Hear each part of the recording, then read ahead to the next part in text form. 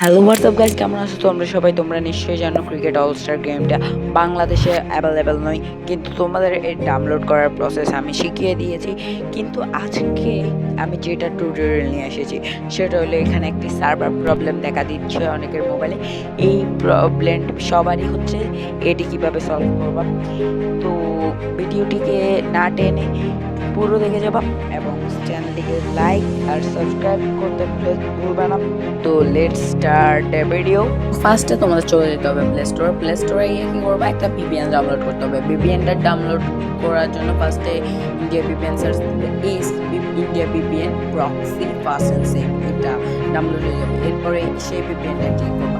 সার্ভারের ক্ষেত্রে তোমরা কোন সার্ভার ইউজ করবে সেটা আজকে দেখাবো।